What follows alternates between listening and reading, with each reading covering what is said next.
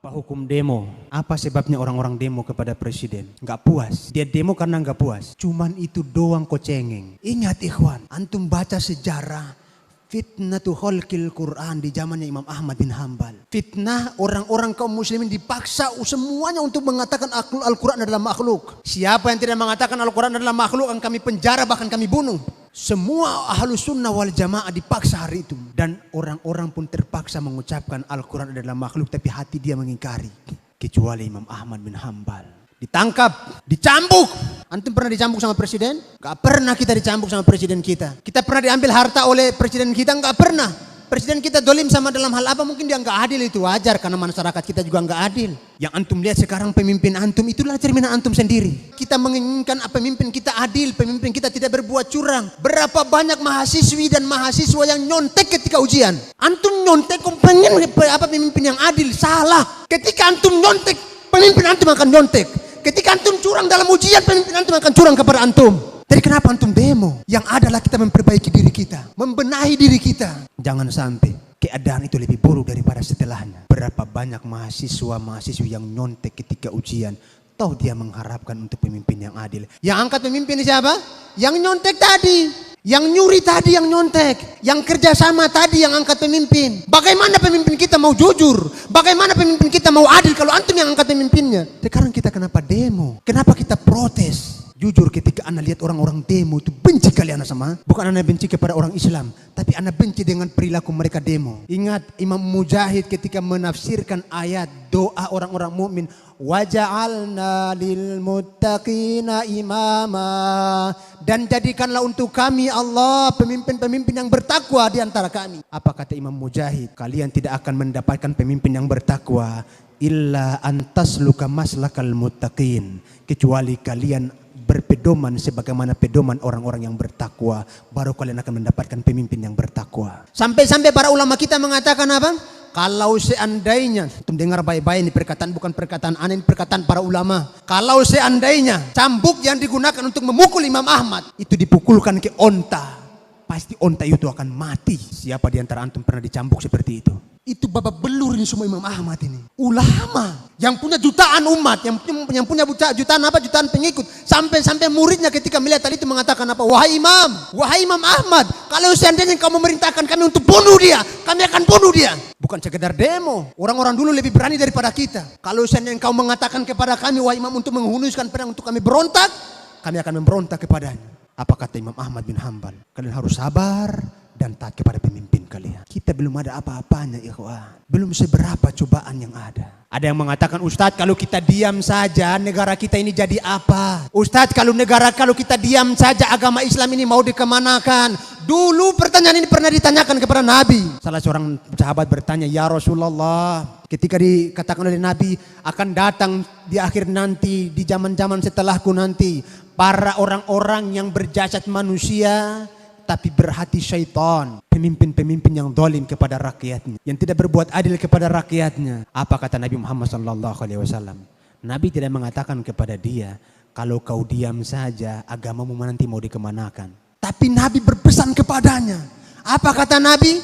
Isma' wa tuti'. Ketika ditanya, ya Rasulullah, apa yang harus kami lakukan wahai Nabi? Ketika kita melihat keadaan seperti ini, apa kata Nabi? Engkau harus dengar dan taat kepada pemimpinmu. Taat kepada pemimpin kita. Salah seorang ketika kami masih kuliah, salah seorang dosen kami, tidak perlu kita sebutkan nama beliau. Beliau membandingkan antara Presiden Soeharto, kemudian Presiden Mursi, Presiden Mesir, kemudian juga Bashar Assad.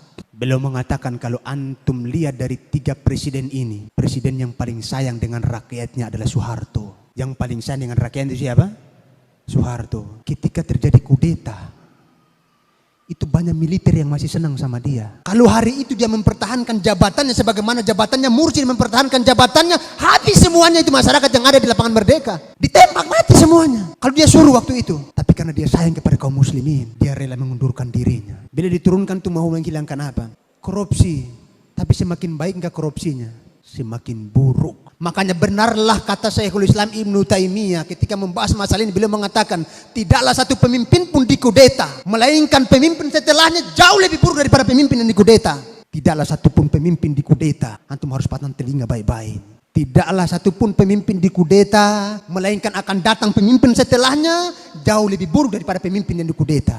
Betul apa yang dikatakan oleh ulama kita. Ulama kita mengukur dengan ilmu, bukan mengukur dengan perasaan. Sehingga ulama kita sekelas Imam Ahmad bin Hanbal, apa kata dia? Kalian harus bersabar. Bersabar itu jauh lebih baik daripada kalian memberontak. Demo hendaklah jangan antum ikuti. Ketika antum didemo oleh masyarakat satu RT, antum malu nggak kira-kira? Antum malu kan? Ini pemimpin kita di demo, yang namanya dikenal oleh semua orang, dipermalukan di hadapan masyarakat, belum di kalangan masyarakat. Apakah layak seperti itu kita sebagai agama Islam? Apakah layak seperti itu kita sebagai umat Islam? Apakah layak seperti itu kita sebagai umat yang beradab, umat yang berakhlak, umat yang berperadaban? Tidak ada solusi kecuali kita harus bersabar. Tidak ada jalan yang lebih selamat kecuali mengamalkan wasiat Nabi. Isma' wa tuti' wa in daraba dhahraka wa akhadha malak. Engkau tetap dengar kepada pemimpinmu dan taat kepada pemimpinmu meskipun dia memukul pundakmu dan mengambil hartamu. Anna Rasulullah SAW murra alaihi bi janazatin faqala mustarih wa mustarahun minhu. Qalu ya Rasulullah mal mustarih wa mal mustarah minhu? Qala al-'abdul mu'min yastarihu min nasabid dunya wa adaha ila rahmatillah wal 'abdul fajir yastarihu minhu al-'ibad wal bilad wasyajar wad dawa. Maka mereka bertanya, wahai Rasulullah, siapa yang beristirahat dan siapa yang darinya beristirahat? Beliau bersabda, hamba yang mukmin beristirahat dari kelelahan dunia dan kepenatannya menuju rahmat Allah. Sedangkan hamba yang fajir beristirahat darinya para hamba negeri-negeri pepohonan dan binatang. Zaharal fasadu fil barri wal bahri bima kasabat aydin nas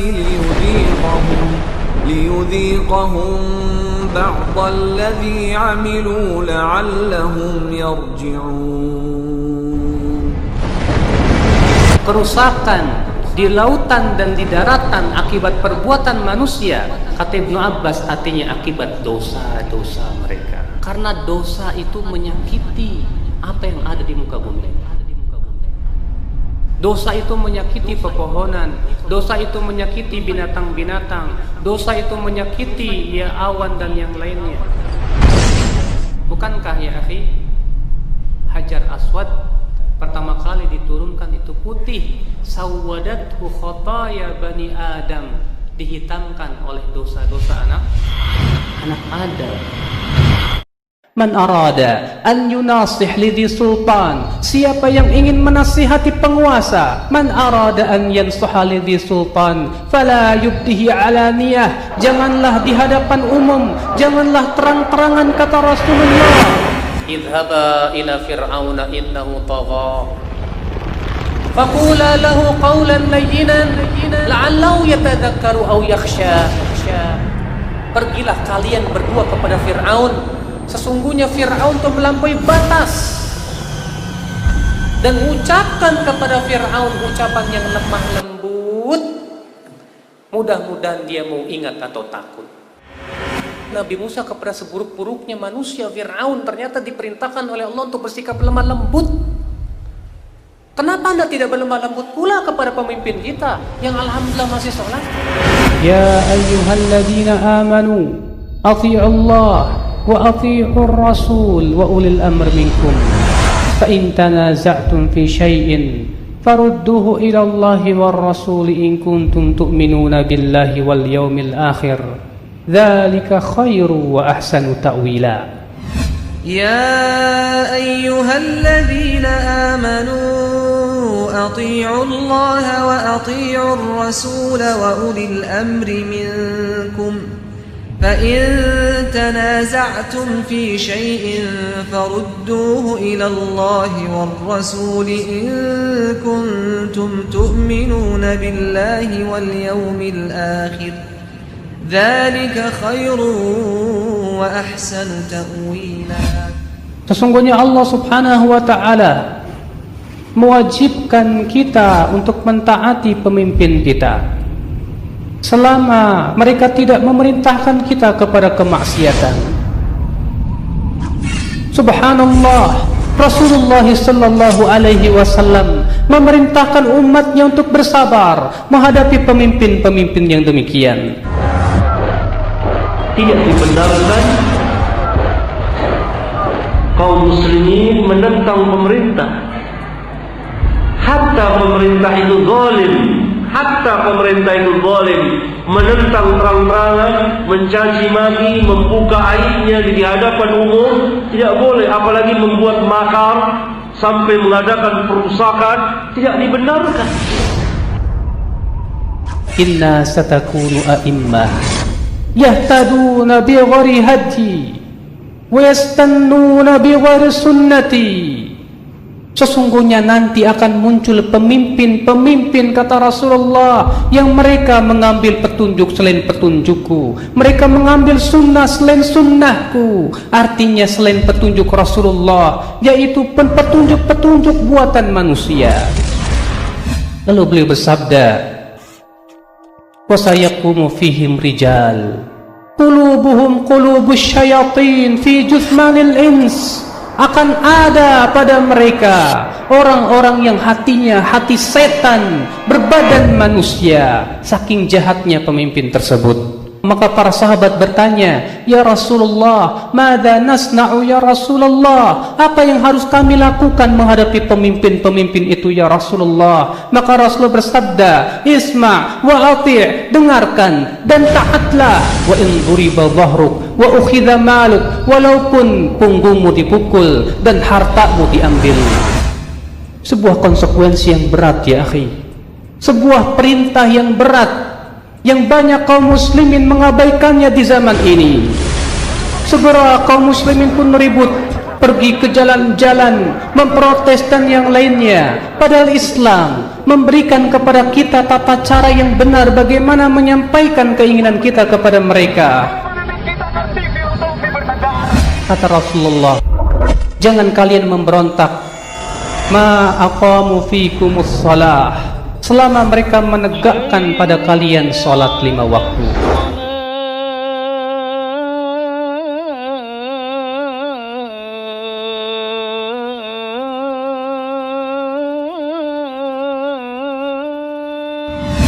Apakah hanya karena urusan perut-perut kita ya akhi, kemudian kita tinggalkan perintah-perintah Allah, perintah Rasulullah untuk senantiasa sabar menghadapi pemimpin-pemimpin demikian?